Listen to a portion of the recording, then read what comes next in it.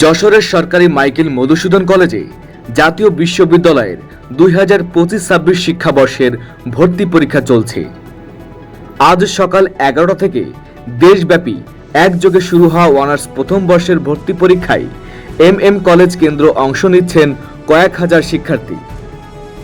পরীক্ষার্থীদের সহযোগিতা করার জন্য কলেজের মধ্যে প্যান্ডেল করেছেন ছাত্রদল এবং ছাত্র শিবির। আলহামদুলিল্লাহ, ইসলামী ছাত্র শিবির প্রতি বছরের ন্যায় এবছরও আমাদের ভর্তি শিক্ষার্থীদের পাশে সবসময় থাকে। এই বছর আলহামদুলিল্লাহ আছে। তার ধারাবাহিকতা আজকে আমাদের এই যশোরে প্রায় 8,000 পরীক্ষা দিচ্ছে।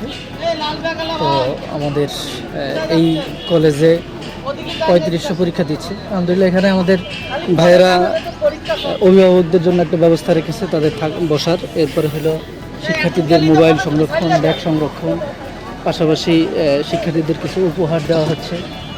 এই যে সেন্টারগুলোতে চলতেছে, city college, college, Abdur Razzaq college, জেলা স্কুল সহ যতগুলো সেন্টারে এই অনার্স প্রথম বর্ষ ভর্তি পরীক্ষার চলতেছে, প্রত্যেকটা সেন্টারে আমাদের বাংলাদেশ জাতীয়তাবাদী ছাত্র দলের ছেলেরা নতুন ছেলেদের পরীক্ষা দিতে যাতে কোনো সমস্যা না হয়, তাদের সিট নাম্বার দেখতে, হল নাম্বার দেখতে, রুম নাম্বার দেখতে যাতে কোনো সমস্যা না হয়, সেই জন্যে সকাল থেকেই প্রাণান্তকার প্রচেষ্টা চালিয়ে যাচ্ছে। প্রত্যেকটা ছেলের সাথে আছে এবং আগামীতেও যত পরীক্ষা হবে বা এই জাতীয় বিশ্ববিদ্যালয়ে ভর্তি ইচ্ছুক যত পরীক্ষার্থী আছে এবং জাতীয় বিশ্ববিদ্যালয়ে যত শিক্ষার্থী আছে তাদের সকল সহযোগিতায় বাংলাদেশ জাতীয়তাবাদী ছাত্রদল সবসময় সচেষ্ট আছে এবং সচেষ্ট থাকবে ইনশাল্লাহ।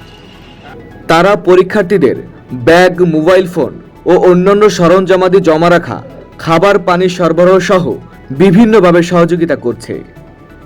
স্বেচ্ছাসেবী এই উদ্যোগকে স্বাগত জানিয়েছে অভিভাবক ও পরীক্ষার্থীরা। কলেজ কর্তৃপক্ষ জানিয়েছে, শান্তিপূর্ণ ও নকলমুক্ত পরিবেশে পরীক্ষা নিতে কঠোর নিরাপত্তার ব্যবস্থা নেওয়া হয়েছে। প্রতিটি হলে সিসি ক্যামেরার নজরদারি ও নির্বাহী ম্যাজিস্ট্রেটের তত্ত্বাবধানে পরীক্ষা চলছে।